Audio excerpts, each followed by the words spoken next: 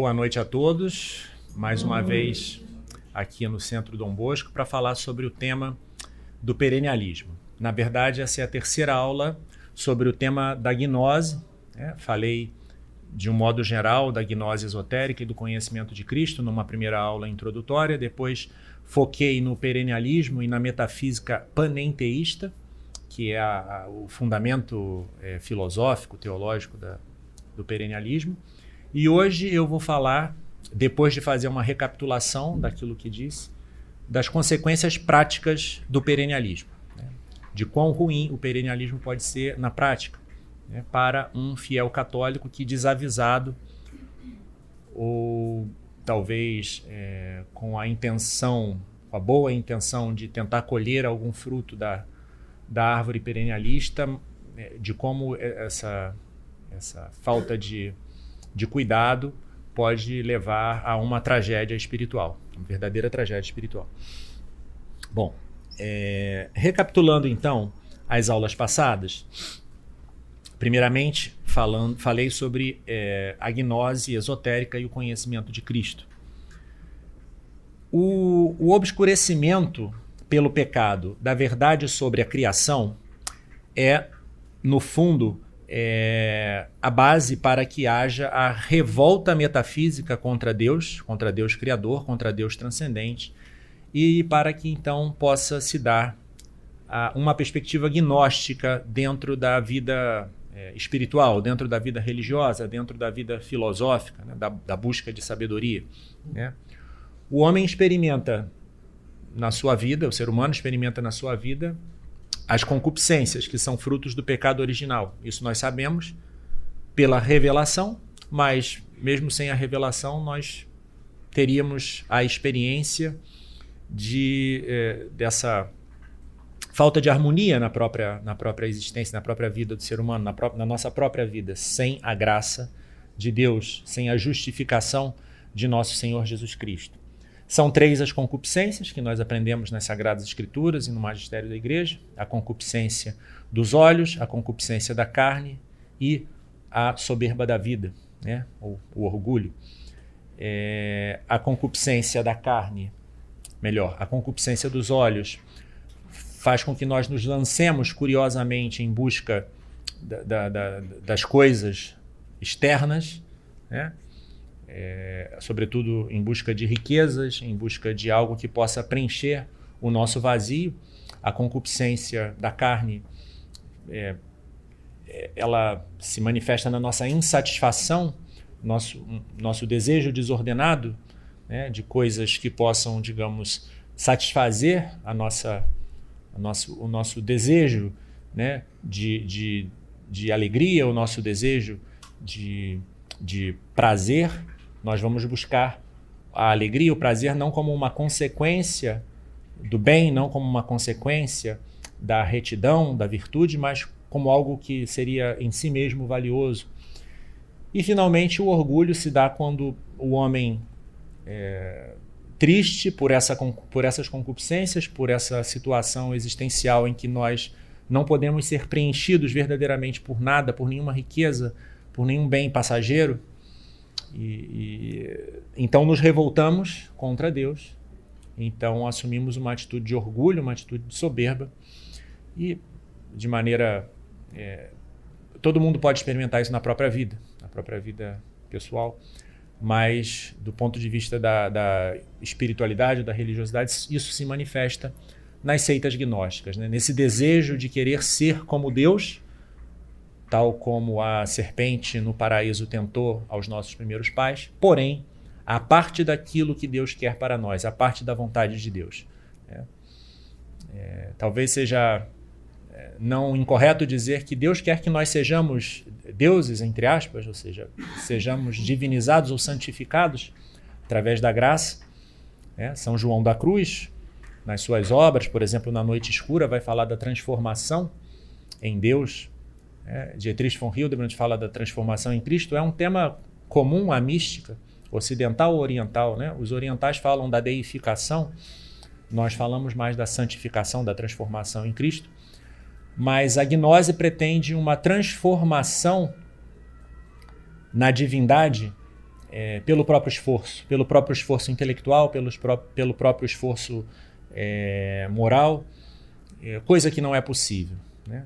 Coisa que não é possível porque nós estamos com a nossa vida, com o nosso coração, com a nossa vontade fraca, com a nossa afetividade desordenada, com a nossa inteligência obscurecida por causa do pecado. Então, quando buscamos por nós mesmos a felicidade, quando buscamos por nós mesmos até o próprio Deus, vamos buscar um ídolo, vamos buscar outra coisa e não o verdadeiro Deus.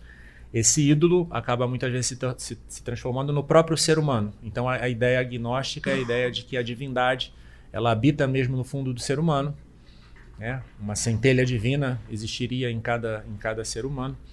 E o verdadeiro conhecimento desta suposta verdade nos levaria então a nos libertarmos da nossa existência corpórea, da nossa existência nesse mundo, porque a nossa verdadeira identidade seria divina, né? De acordo com a gnose, com o gnosticismo dualista, por exemplo, que se manifestou em heresias que tinham esse nome, né? Gnosticismo, no século II da era cristã, heresias que foram todas muito bem enumeradas, né? Descritas e combatidas, por exemplo, por Santo Irineu de Lyon, mas também já aparecia no docetismo, enfrentado por São João Evangelista nas suas cartas, quando ele fala dos anticristos, quando ele fala do Cristo que se fez carne, quando ele faz, no seu evangelho também faz tanta questão de mostrar como Deus se encarnou, como nosso Senhor habitou mesmo entre nós, assumiu uma natureza humana e como essa natureza humana pode ser boa se estiver unida a Deus. Nosso Senhor sempre esteve,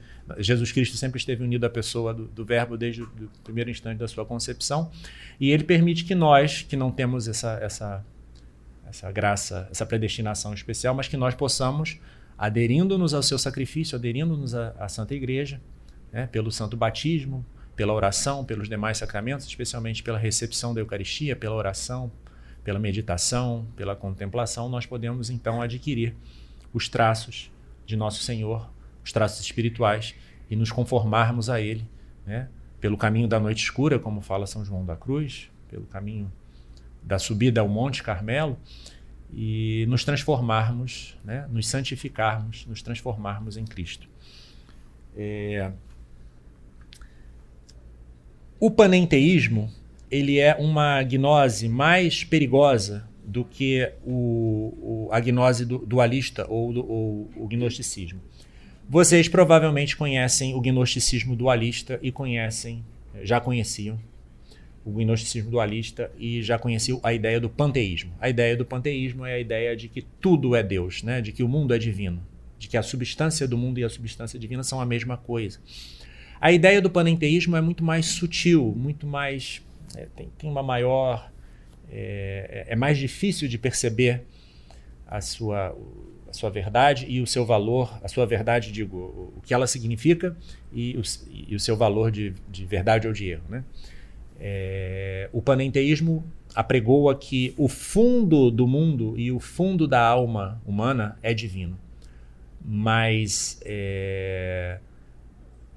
o mundo não é mau, ao contrário do gnosticismo dualista. O mundo não é mau, o mundo emanou de Deus, o mundo saiu de Deus. Ele, no máximo, pode ser ilusório, maia, como dizem os hindus, né? Mas ele está destinado a voltar a Deus. E como que o mundo volta a Deus? O homem, voltando à sua essência divina, se recolhe nela e volta à divindade impessoal. Isso no hinduísmo, isso no neoplatonismo também é esse esquema, né? Nós temos os dois esquemas panenteístas mais clássicos são o hinduísmo e o neoplatonismo. Talvez o médio-platonismo já tenha algo disso, mas eu teria que fazer, essa é uma hipótese, eu teria que investigar melhor, então eu não me arrisco a afirmar taxativamente. Mas o neoplatonismo, né, de Plotino, de Proclo, com certeza, e também o hinduísmo, com certeza, possuem uma estrutura filosófica, uma estrutura metafísica panenteísta, ou seja, há uma primeira divindade impessoal, essa divindade emana de si um primeiro emanado, que é uma segunda hipóstase, que é o fundo, que é uma essência divina manifesta, né? e essa é, ao mesmo tempo, o fundo do mundo. Atman, no hinduísmo, que é o fundo dos indivíduos humanos e o fundo do mundo ilusório, né? Da existência corpórea, da existência sensível. E, no caso do neoplatonismo, é o intelecto ou a essência universal, né? O mundo das ideias, o mundo inteligível, que é a manifestação da divindade e também o fundo da alma ou das almas, né? Ou deste mundo que nós podemos perceber. Claro, existem muitas ideias assim, além disso, isso é a abstração dos sistemas, mas eu procuro justamente fazer essa abstração mais geral, porque se a gente ficar, a gente se embrenhar lá nos sistemas, a gente vai acabar se perdendo, né? Nas sutilezas e tal. Então, o panenteísmo é um termo recente, foi cunhado, se não me falha a memória, por um filósofo neocantiano chamado Krause, do século XIX, mas a ideia do panenteísmo é essa ideia presente no hinduísmo e presente no neoplatonismo, né? Muitos autores falam de monismo. A diferença do panteísmo, eu acredito que esse termo monismo não é muito esclarecedor. Mas o panenteísmo já dá a ideia de que há uma divindade impessoal, de que há uma manifestação divina essencial, um Deus manifesto, que é a essência divina. O primeiro Deus é informe, né? Digamos assim, a divindade. Há uma essência divina e dessa essência brota o mundo, brota a Maya, brota a alma, enfim. Sai o mundo que nós percebemos. É o mundo ordenado que nós percebemos. Então, basicamente, essa é a ideia. Estas são as ideias do gnosticismo dualista e da gnose panenteísta, da qual o perennialismo participa. A fundamentação metafísica das ideias perennialistas é o panenteísmo. Essa é a grande descoberta. Para ver isso que nos dá a chave para entender o imbróglio do perennialismo e o porquê ele não deve ser seguido por um católico, né? Porque ele se afasta da concepção do monoteísmo da criação, ele se afasta da metafísica do monoteísmo da criação. A ideia da criação é uma ideia que os maiores filósofos da antiguidade não chegaram a ver bem, né? Platão viu uma fabricação do mundo por um demiurgo a partir de uma matéria instável, caótica, digamos assim, que já pré-existia, junto com Deus e o mundo das ideias, junto com o bem, além das ideias e o próprio mundo inteligível. Aristóteles viu um mundo eterno ao lado do motor imóvel, né, sendo movido por ele eternamente. Santo Tomás defende bem no seu opúsculo acerca da eternidade do mundo, a possibilidade de uma criação eterna, né? Teríamos que perguntar a Aristóteles se ele pensou nisso, mas eu acredito que a interpretação de Santo Tomás é muito boa e salva a ideia aristotélica. A ideia platônica se parece mais com, não sei, talvez com uma ideia dualista, mas não o dualismo gnóstico que vê a matéria como algo mal, mas sim o dualismo... O zoroastrismo não é tão pessimista em relação ao mundo quanto o dualismo gnóstico, e mesmo quanto o maniqueísmo, que também sai daquela região ali da Pérsia, do Irã, se bem que o zoroastrismo atribui a matéria a uma divindade má, né? Assim, porém, Arimã contra Mazda, que o mazdeísmo é o primeiro nome, né, do zoroastrismo. Zoroastro foi mas o Zoroastro fala da ressurreição dos corpos, né? O zoroastrismo fala da ressurreição dos corpos. É um dualismo menos errôneo do que o gnosticismo. Mas nós também não devemos nos perder aqui em tantas especificações, né? E o perennialismo? Bom, o perennialismo, a ideia fundamental do perennialismo é a defendida. O perennialismo é uma concepção religiosa recente, defendida pelo autor suíço Fritjof Schuon. Ele diz que existe uma unidade transcendente das religiões. O que vem a ser isso? Para ele, para Schuon e depois para Guénon, que foi seu Não, Guénon veio antes, não é isso? Para Shuon e para Guénon, existe uma distinção em toda a religião dita tradicional, né? Toda grande religião do mundo, grande pelo seu número de adeptos ou pela sua influência cultural, enfim. Não necessariamente porque são religiões verdadeiras ou boas, mas enfim. Existe uma distinção entre esoterismo, com S, e exoterismo, com X. Uma distinção entre um conhecimento que é partilhado por todos os fiéis dessas religiões, que é o conhecimento exotérico dos ritos, dos mandamentos, né, das liturgias, das preces comuns e tal, e um conhecimento que só se dá para os iniciados, para os membros, para uma elite religiosa que teria acesso a um conhecimento esotérico. Mas qual é esse conhecimento esotérico? Qual é? O conhecimento esotérico é fundamentalmente, no fundo, nós somos Deus.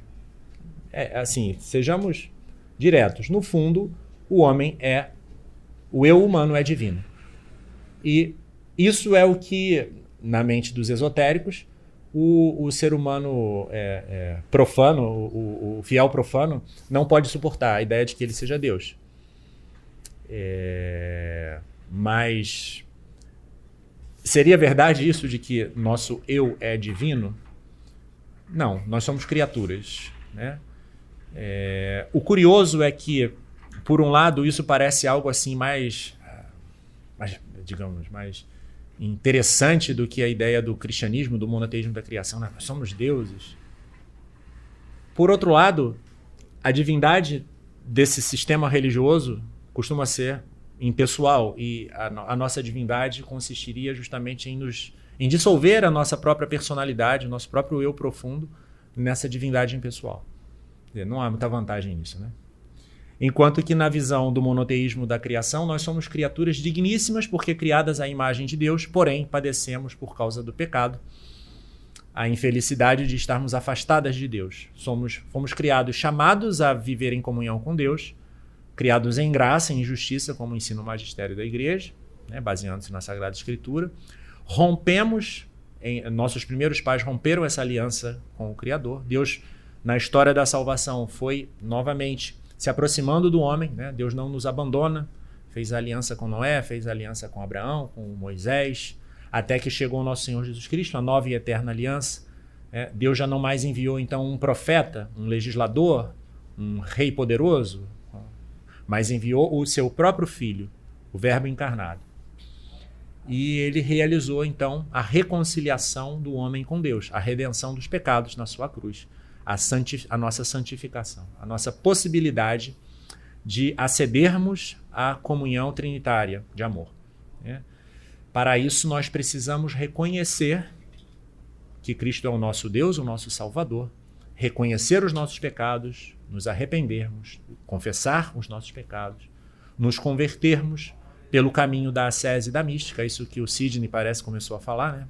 Ontem saiu o vídeo, eu não sei quando ele falou, mas ontem saiu o vídeo no canal, eu comecei a assistir, mas não deu tempo de ver tudo. Neste caminho, nós vamos, nossa personalidade é conservada, nós abandonamos o nosso homem velho, ou seja, nós abandonamos tudo aquilo que não corresponde à vontade de Deus, não corresponde à ideia que Deus tem de nós. A ideia que Deus tem de ser humano é a ideia de seu divino Filho, é a ideia do Verbo encarnado, né? É uma ideia encarnada, quer dizer, Jesus é como uma obra de arte, digamos assim, né? Nele se cumpre visivelmente a imagem divina e a semelhança, quer dizer, ou seja, se cumpre a semelhança, que é quando a imagem resplandece perfeitamente o seu modelo original, né? Que é Deus. E, bom, o perennialismo vai fazer de todas as religiões caminhos através dos quais as pessoas, segundo o seu nível de maturidade intelectual ou o seu nível de profundidade espiritual, poderiam chegar a uma vida boa através desse meio exotérico, ou seja, litúrgico, ritual, né, legal, ou poderiam chegar à própria divinização, na verdade, poderiam chegar à própria É o próprio o reconhecimento da própria divindade e a união que dissolve essa personalidade na própria divindade impessoal. Um perennialista católico entre aspas, um perennialista cristão, teria que mudar alguma coisa aí, teria que fazer do eu algo preservável, né? Teria que fazer do eu de cada um de nós algo preservável, né? Teria que inserir a nossa personalidade na comunhão das pessoas divinas. Mas o que seria um perennialismo cristão? Adaptado, né? Seria um perennialismo adaptado, seria uma ideia da gratificação universal, seria a ideia de que todos no final das contas vão se salvar. Está associada à ideia da apocatástase, né? Porque poderia até haver um grande purgatório, né? O inferno se transformaria num grande purgatório, mas no final das contas todos seriam purificados e se integrariam à divindade, né? Ou no caso à trindade. Existe alguma coisa nesse sentido dentro da teologia católica hoje? Bom, da teologia católica, entre aspas, existe. Para citar 2 autores contemporâneos. Um é o famoso Leonardo Boff. Ele que era um dos principais autores da teologia da libertação. Hoje ele defende mais uma teologia ecologista, né? Pachamama, essas coisas assim. E ele fala claramente já em alguns artigos que ele escreve tal, do panenteísmo como sendo a verdade metafísica. Claro que não tem aí talvez a profundidade expositiva e tal, simbólica, do perennialismo desses autores de René Guénon, por exemplo. Outro autor católico, católico, digamos, por ter sido batizado e por estar dentro da estrutura oficial da igreja. É um teólogo galego, em espanhol, chamado Andrés Torres Queiruga. Ele escreve uma série de livros assim, Repensar a Ressurreição, Repensar a Revelação, Repensar o Mal. No final das contas, ele não repensa nada, ele abandona o pensamento tradicional da igreja sobre esses tópicos e inventa outras coisas.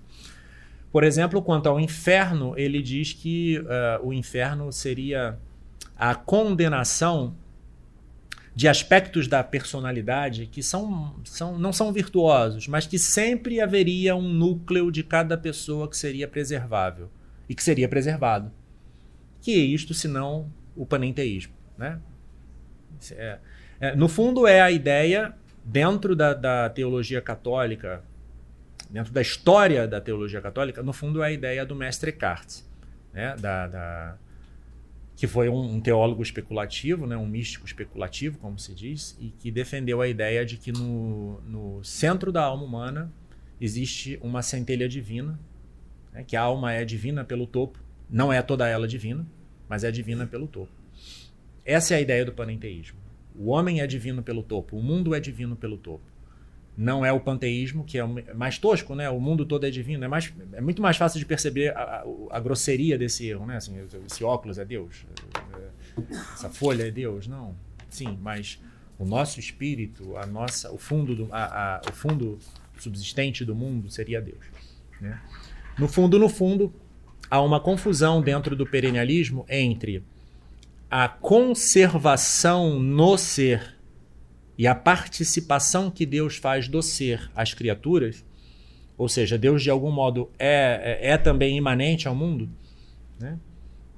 E o Deus que nós conhecemos através das 5 vias ou de quaisquer outras provas válidas da sua existência é justamente esse Deus conservador. Nós não conhecemos o que seja ou quem seja Deus em si mesmo, né? Desde o Dionísio Areopagita, na sua teologia mística, nos nomes divinos, passando por Santo Tomás, que se apropria de muita coisa do Dionísio. O Dionísio é um autor, um teólogo, que se apropria do neoplatonismo, mas ele procura eliminar do neoplatonismo a ideia do emanacionismo, do necessitarismo e dessa identificação do fundo do homem com Deus. E Santo Tomás, o grande Santo Tomás, segue o Dionísio em muitas coisas, na sua angelologia, e a respeito do ato de ser é importante, o Dionísio, enfim. Depois Santo Tomás, depois São João da Cruz. São João da Cruz, na noite escura, vai defender a transformação do homem em Deus através da noite escura dos sentidos, que é a primeira fase da purificação, onde o homem vai abandonando as coisas exteriores, né? Vai deixando de se levar pelos sentidos.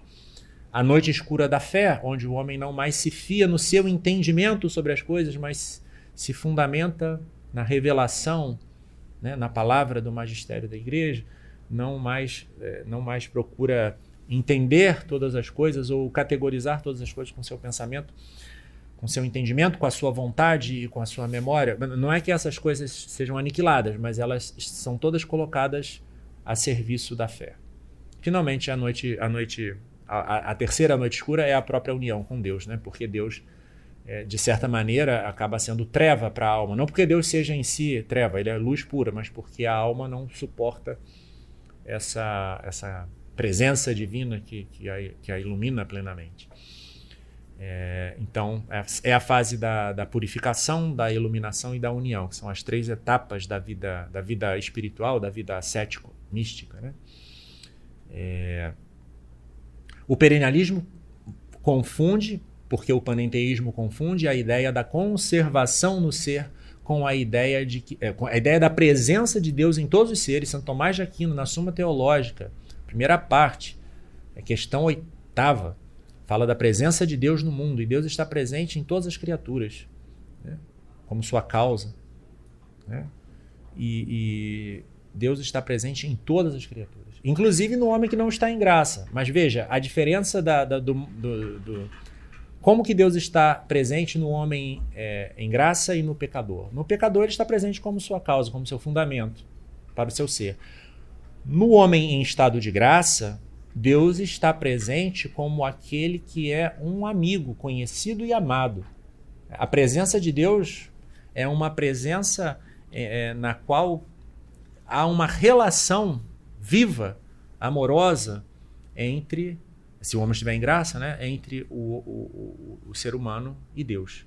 E no santo, a presença de Deus é tal que o santo é uma própria imagem viva de nosso Senhor Jesus Cristo no mundo.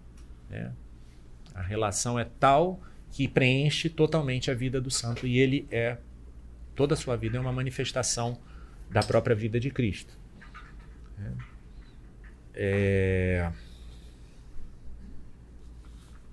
Algumas coisas que eu gostaria de falar sobre o perennialismo ainda, né? Não existe uma revelação adâmica, né, que vem de Adão, que foi preservada esotericamente nas diversas religiões. Essa ideia da gnose perennialista é uma ideia mais ou menos, é uma ideia análoga à ideia do hinduísmo. O hinduísmo é a religião perennialista por excelência, porque o hinduísmo acredita nisso, acredita que todas as religiões de algum modo levam a Deus, mas o Deus na concepção deles, que é esse Deus do panenteísmo, né? Não há um esoterismo no catolicismo. Não há um esoterismo no catolicismo, né? O próprio Olavo de Carvalho, estudioso do perennialismo e tal, diz isso, né? Não há um esoterismo no cristianismo. Cristo disse, isso que eu vos digo, dizeis sobre os telhados, né? Assim, o que existe, sim, pode existir, sim, uma diferença de nível de compreensão das mesmas coisas que são apresentadas a todos, né? As mesmas coisas podem ser apreendidas com mais profundidade por aquele homem que é mais profundo, porque não só porque estuda mais, mas porque vive melhor a fé também, né? Não só porque entende melhor, mas porque ama mais. Mas veja, o entendimento e o amor sempre estão conjugados. Ninguém ama o que não conhece. Ninguém ama o que não conhece. O místico cristão, se vocês lerem São João da Cruz, eu os convido a lerem. A Noite Escura é uma leitura mais acessível do que os outros textos dele. O místico cristão não se depara com uma deidade impessoal, mas ele encontra a Santíssima Trindade, ele encontra a comunhão trinitária de amor, né? Não existem conhecimentos religiosos esotéricos mais sublimes que o conhecimento da Trindade ou da encarnação. Evidentemente que o conhecimento que nós podemos ter pela fé da Trindade, ele é inferior ao conhecimento que nós temos pela visão beatífica, ou por uma fé já iluminada ou num estado de união que o místico, que o santo tem através da contemplação infusa, né? Mas, e este é um mistério inesgotável, porque a essência de Deus é inesgotável, ela é inapreensível, né, pelo intelecto humano. Mesmo na glória, o homem sempre vai poder aprender sempre mais sobre Deus e sempre vai poder amar. Vai crescer, seu amor ele vai se tornar aquilo que Jesus fala, né, uma fonte viva de amor, né, inesgotável. Então, tampouco há uma mesma experiência metafísica dentro das religiões, por aquilo que eu falei, né? Uma experiência do monoteísmo da criação, uma experiência de um gnosticismo dualista, uma experiência de um dualismo do tipo platônico e zoroástrico, outra é a experiência da eternidade, outra é a experiência metafísica da eternidade do mundo de Aristóteles, outra é a experiência do panenteísmo. Há mais diversidade metafísica do que aquela que é suposta pelos autores perennialistas. Claro, por exemplo, o budismo dificilmente se enquadra, né? Alguns dizem que o budismo é ateu, nihilista, né? Eu confesso que eu não estudei suficientemente para o budismo para falar mas é uma assertiva. É isso, é aquilo. Li mais os textos do hinduísmo, li mais os textos do neoplatonismo. E eles eles são claramente o fundamento metafísico da visão perennialista. Tanto é que o René Guénon ele exclui o budismo como uma falsa religião, uma deturpação do hinduísmo. Então, o que existe, sim, é uma certa unidade fenomenológica da experiência religiosa. Todo homem se sente ligado, de certo modo, a uma dimensão religiosa da existência, né? Assim, mas essa experiência fenomenológica ela é prévia a qualquer tipo de interpretação teórica dela, né? Alguns vão dizer nós nos sentimos ligados ao poder, né, ao mana, ao sagrado, ao poder do real, como diz Xavier Zubiri e tal. São descrições fenomenológicas que não são ainda uma visão profunda, teoricamente profunda, metafísica, do que é o fundamento dessa experiência de estarmos religados à realidade, ao ser. Estamos religados ao ser, mas não sabemos ainda o fundamento do ser, o fundamento da realidade. O fundamento da realidade é aquela realidade absoluta, transcendente e criadora, né? Tampouco há diversas revelações sobrenaturais. Só há uma revelação dentro da religiosidade judaica no Antigo Testamento e dentro da religião católica no Novo Testamento. Não há outras revelações, não há outras experiências de uma irrupção do divino na realidade. Não me peçam para explicar o que seriam tais experiências religiosas dos demais fundadores, mas que não são experiências do Espírito Santo, não são. Perennialistas não gostam de serem chamados de gnósticos e costumam responder a essa crítica afirmando que o gnosticismo foi condenado pela Igreja ou por Santo Irineu de Lyon, não tem nada a ver com o que eles defendem. De certo modo, essa é uma espécie de escapatória, em certo modo correta. Porém, se nós entendermos a gnose como esse conhecimento salvífico, não só no sentido do gnosticismo dualista, mas também no sentido do panenteísmo, né? Então eles também são gnósticos, depende de como nós entendemos a palavra, né? Mas, de qualquer modo, o perennialismo é um erro metafísico e um erro religioso grave pelas consequências que eu passarei a dizer agora, né? Segunda parte, essa primeira parte de recapitulação, achei necessário fazê-la para refrescar na mente dos que vieram as ideias principais e poder preparar, então, essa segunda parte, que será menos metafísica, porque são as consequências práticas, e também algo mais curta, digamos assim. Primeira consequência, né? O fundamento metafísico do perennialismo, que é o panenteísmo, é uma heresia, né? Não é só um erro metafísico, é uma heresia. condenada pelo Concílio Vaticano I e condenada de maneira oblíqua também na condenação do Mestre Eckhart, por exemplo. Ou também na condenação do ontologismo, que é a ideia de que o ser que nós apreendemos na nossa primeira intelecção é o próprio ser divino. Né? Diz o Concílio Vaticano I, é o número 1804 do Denzinger, que é um compêndio das definições dogmáticas da Igreja. Nem todas as coisas que estão ali são efetivamente definições dogmáticas, porque é a opinião do teólogo, né? Mas esse aqui com certeza é, porque é um cânone de um concílio. Né?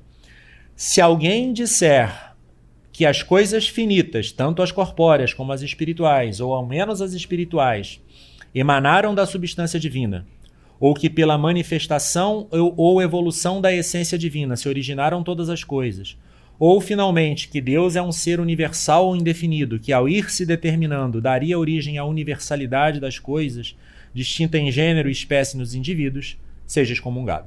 Então, o perennialista, na medida em que partilha da visão panenteísta, ele é, no mínimo, um herege material. Ele pode não saber que o panenteísmo... Ele pode não conseguir distinguir o panenteísmo do monoteísmo, e ele pode achar até que o panenteísmo é certo, mas se ele entender e se ele ler isso aqui, ele vai saber que ele está errado. Então, sem desculpa. A condenação do Mestre Eckhart, deixa eu ver se eu anotei aqui.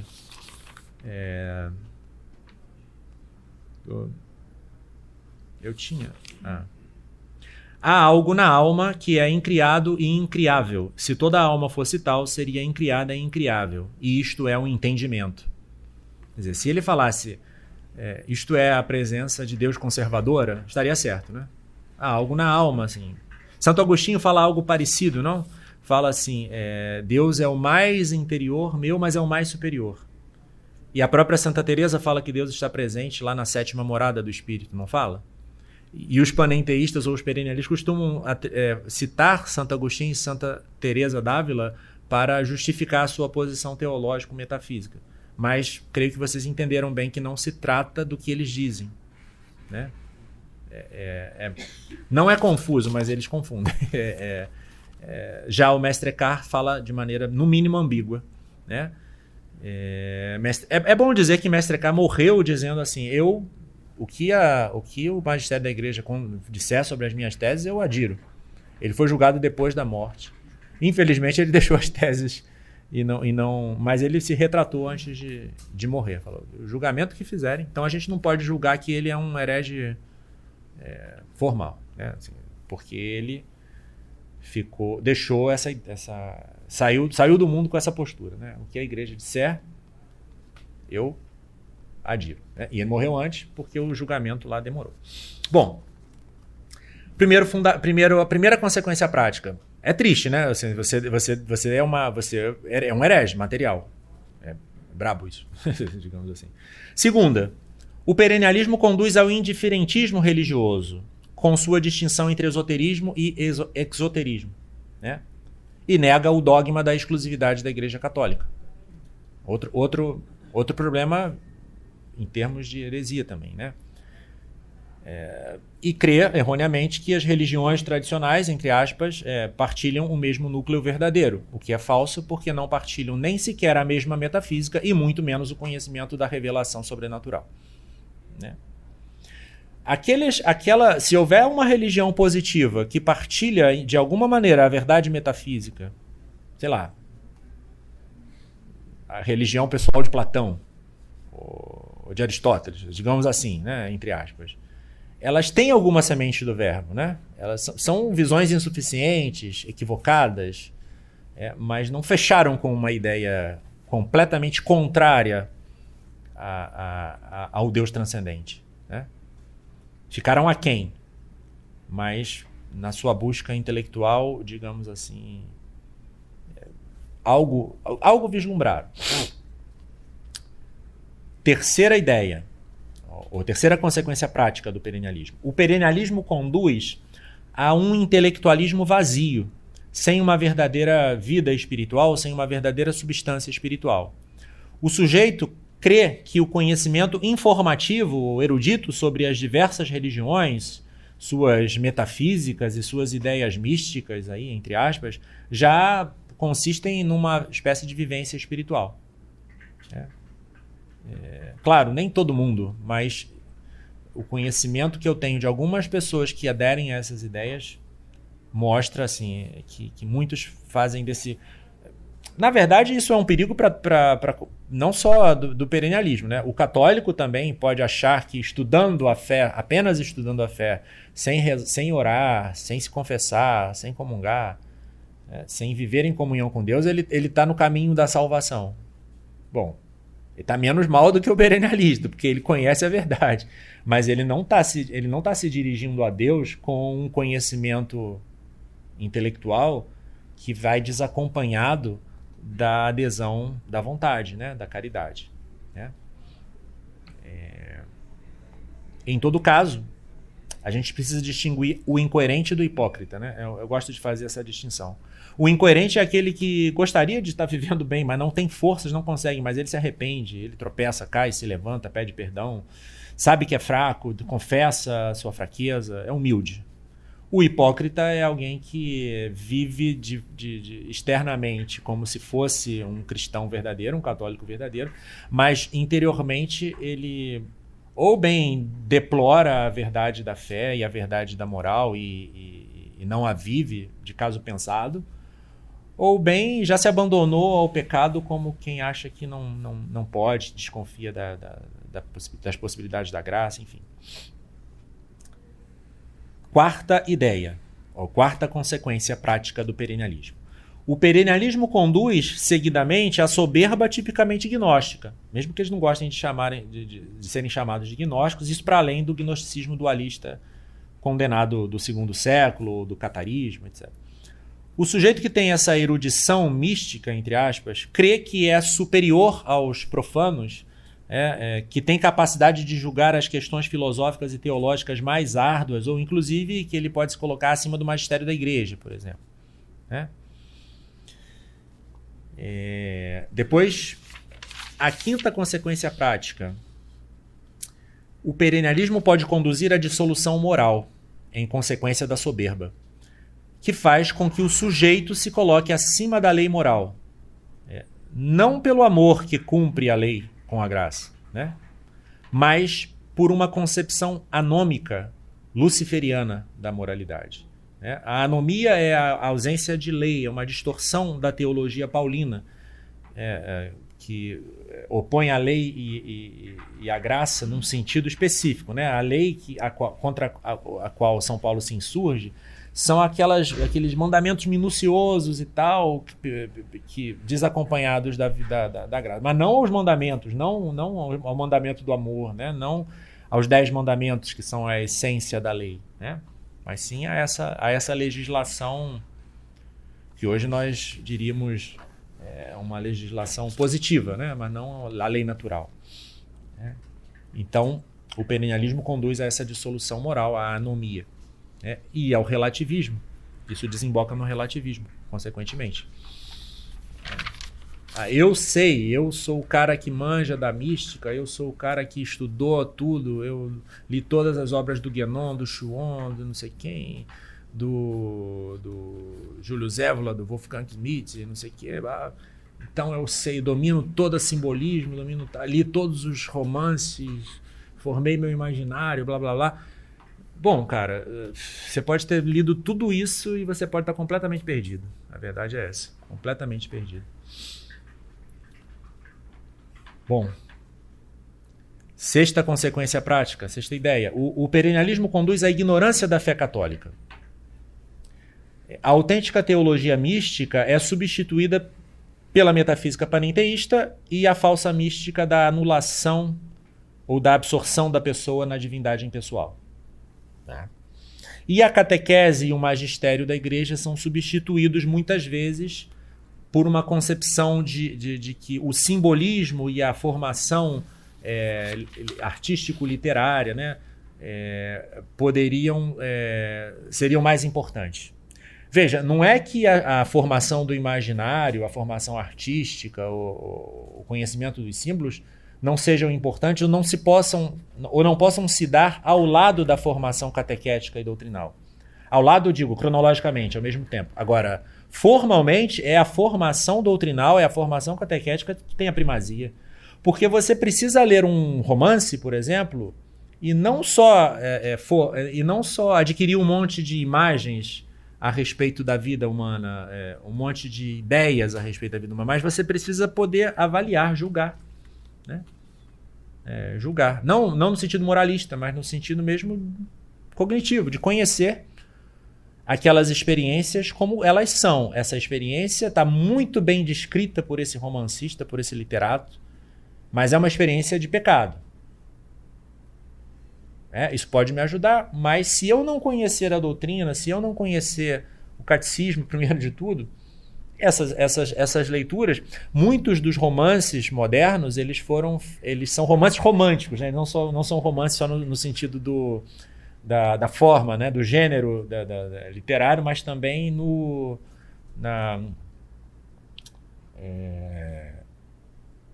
como se diz, no período da literatura, né? No estilo, né? Estilo romântico, naturalista. Oi? Da escola romântica, né? Então, por exemplo, você pode ler, por exemplo, um autor que escreve muitíssimo bem, Hermann Hesse, né? Escreve muitíssimo bem, mas ele não é perennialista no sentido formal, mas ele acredita nas ideias que seriam perennialistas.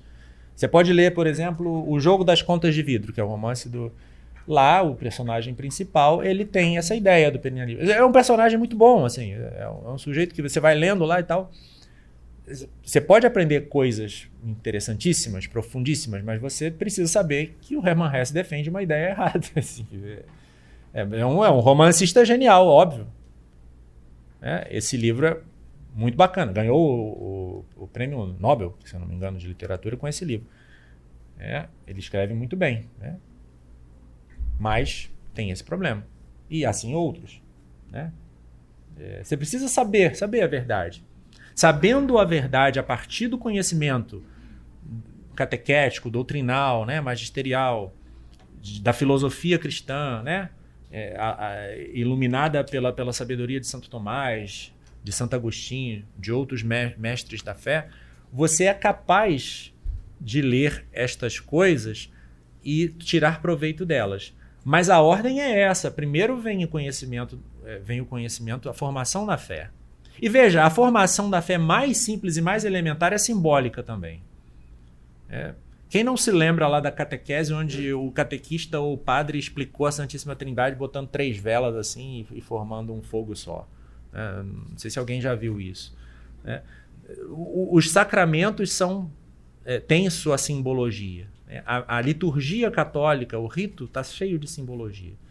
Então, mas primeiro nós aprendemos intelectualmente e nós aprendemos sensivelmente. Mas a sensibilidade e a razão, elas precisam estar unidas. Se eu adquirir um monte de imagens de maneira acrítica, eu vou acabar conformando o meu intelecto às ideias subliminares que estão presentes nessas imagens, ao invés de eu poder avaliar essas imagens e poder, digamos assim, tirar proveito dos bons escritores, da boa obra de arte. Né? Assim, Dante é maravilhoso. Tem uma ou outra ideia lá na Divina Comédia que parece algo gnóstico também. Parece.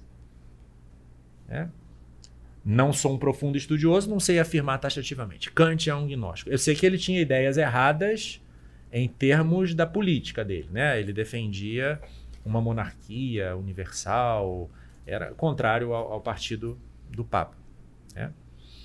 Mas, se você sabe a fé católica, primeiro você pode se aproximar de uma literatura poética ou de uma literatura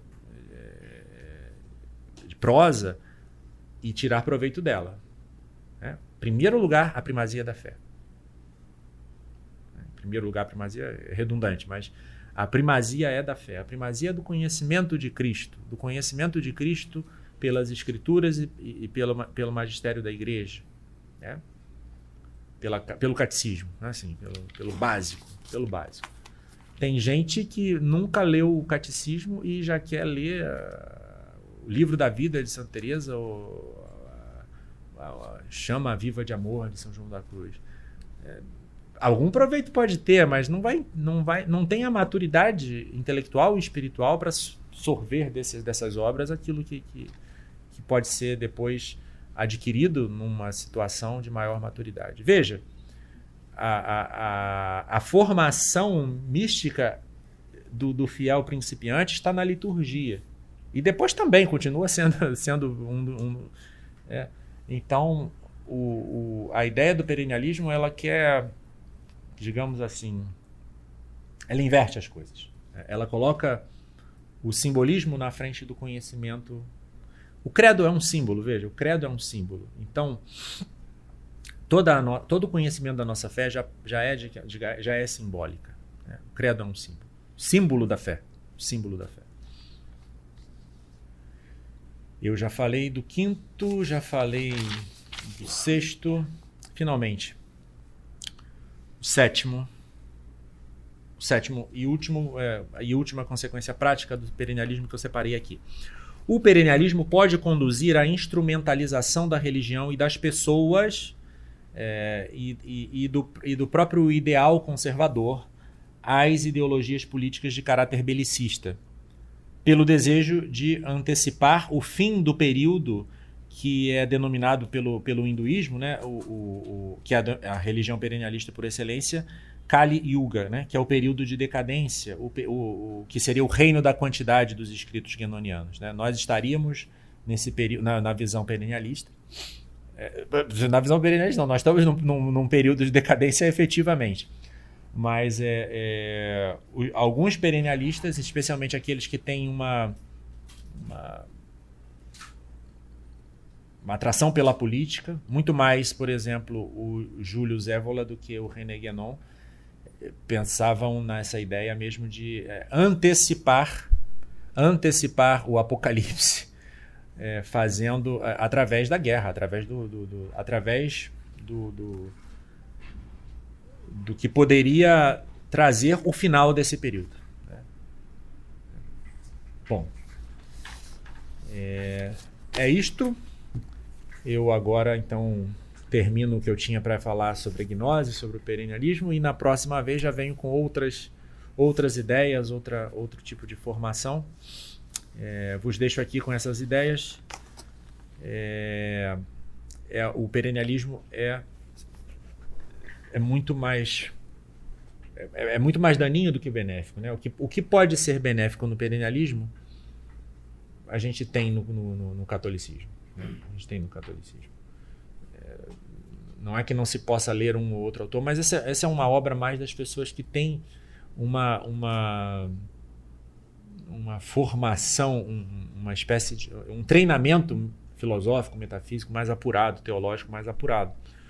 Porque o fiel pode, pela retórica, pela verdade, assim, digamos assim, tem um percentual grande de verdade nessas ideias perennialistas. Você lê um livro do René Guénon, Reino da Quantidade e tal.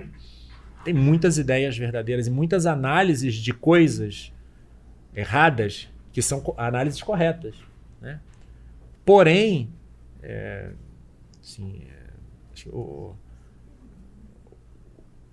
você acaba engolindo, sem perceber, o erro. Né? Você acaba, sem se dar conta, por conta daqueles acertos, você acaba não percebendo os erros sutis. Né? Então, é isso. Obrigado pela vossa audiência. Desculpe aí por qualquer coisa.